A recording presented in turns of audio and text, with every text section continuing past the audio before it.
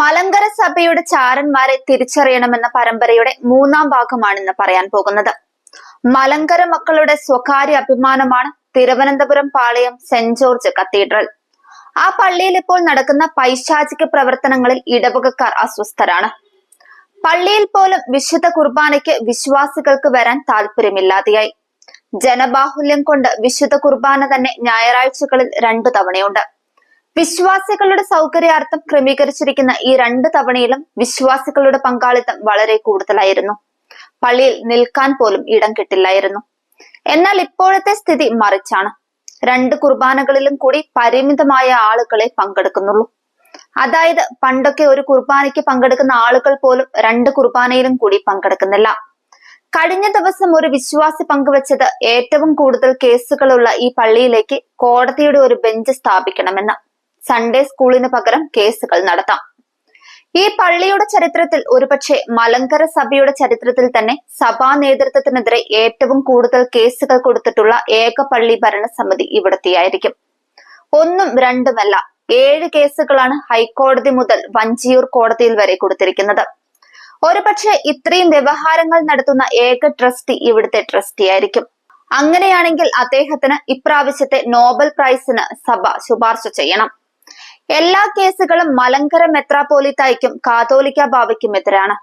ബാവ പറമ്പ് മുതൽ പള്ളിയിൽ പൊതുയോഗം വിളിച്ചു കൂട്ടണമെന്ന് വരെയുള്ള ആവശ്യങ്ങൾക്കാണ് കേസ് കൊടുത്തിരിക്കുന്നത്. ഈ കേസുകളെ കുറിച്ച് കേൾക്കുമ്പോൾ ചിരിയാണ് വരുന്നത്. വെറും മൊണ്ണകളാണെന്ന് വീണ്ടും വീണ്ടും തെളിയിക്കുകയാണ് ഓരോ കേസിലും. ഒരു കേസിന്റെ കാര്യം മാത്രം ചൂണ്ടിക്കാണിക്കാം. പൊതുയോഗം വിളിച്ചു കൂട്ടാനുള്ള കേസാണ്. ഭദ്രാസന മെത്രാപ്പോലിത്തായ്ക്കും പള്ളി വികാരിക്കും എതിരായാണ് കേസ്. കഴിഞ്ഞ 3 വർഷങ്ങളിലെ കണക്കിലെ പിശകുകൾ തിരുത്തി നൽകാത്തതിനാൽ മെത്രാപ്പോലിത്ത കണക്കുകൾ പാസാക്കിയിട്ടില്ല.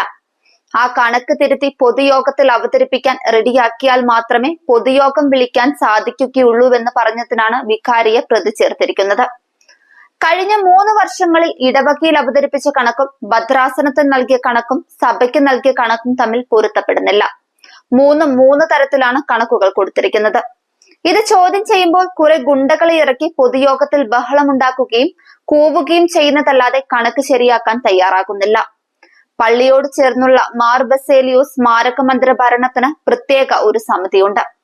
ഹൈക്കോടതി ഡിഗ്രി അനുസരിച്ച് മാത്രമേ അവിടെ പ്രവർത്തിക്കുവാൻ പാടുള്ളൂ. ആ കെട്ടിടത്തിലെ വാടകക്കാരിൽ നിന്നും ലഭിച്ച മുൻകൂർ അഡ്വാൻസ് തുക പള്ളിയുടെ അക്കൗണ്ടിലാണ് ഉൾപ്പെടുത്തിയിരിക്കുന്നത്. അതിന്റെ പലിശ ലഭിക്കുന്നതും പള്ളിക്ക് മാത്രമാണ്. പള്ളിയിൽ അവതരിപ്പിച്ച കണക്കിൽ 2 ഫിക്സഡ് ഡെപ്പോസിറ്റുകൾ ഉൾപ്പെടുത്തിയിട്ടില്ല. ഇത് മുക്കിയതിന്റെ കാരണം കേസുകൾക്ക് പണം വക മാറ്റി ചെലവാക്കാനാണോ എന്നാണ് വിശ്വാസികൾ സംശയിക്കുന്നത്. അങ്ങനെ ചിന്തിക്കാൻ കാരണം ഈ കേസുകൾക്ക് ചിലവാക്കുന്ന പണം ആരുടെയെങ്കിലും കുടുംബത്തിൽ നിന്ന് കൊണ്ടുവന്ന് ചിലവാക്കുന്നതാണോ? പള്ളി ഭണ്ഡാരത്തിലിടുന്ന വിധവയുടെയും പിച്ചക്കാരന്റെയും അത്തോഴ പട്ടിണിക്കാരന്റെയും നേർച്ചപ്പണമാണ്. ഈ കണക്കുകളെല്ലാം ക്രമപ്പെടുത്തിയാൽ മാത്രമേ അടുത്ത പൊതുയോഗം കൂടുവാൻ തിരുമേനിയും വികാരിയും സമ്മതിക്കുകയുള്ളൂ. അതിനെതിരെയാണ് പുതിയ കേസ്. ഇങ്ങനെയുള്ള ധൂർത്തും കേസുമൊക്കെ കേട്ടുകേൾവി പോലുമില്ലാത്തതാണ്. ഇവനെയൊക്കെ പിടിച്ചിറക്കി ചെപ്പക്കുറ്റിക്ക് 2 പൊട്ടീരും കൊടുത്ത് ഓടിച്ചു വിടാൻ ചുണയുള്ള വിശ്വാസികൾ ആരുമില്ല ഈ പള്ളിയിലെന്നാണ് ഒരു അമേരിക്കൻ കുടിയേറ്റക്കാരൻ ചോദിച്ചത്. ആ ചോദ്യം വളരെ പ്രസക്തമാണ്. തോന്നിയതുപോലെ നേർച്ചപ്പണമെടുത്ത് ധൂർത്തടിക്കാൻ ഇവന്മാർക്ക് ആരാണ് അനുവാദം കൊടുത്തത്?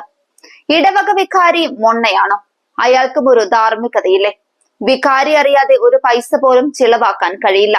കാരണം ഭരണഘടന പ്രകാരം വികാരി കോ ട്രസ്റ്റിയാണ്. അപ്പോൾ ഇതിന്റെയൊക്കെ അപ്പകഷ്ണം വികാരിക്കും കിട്ടുന്നുണ്ടെന്ന് വ്യക്തം.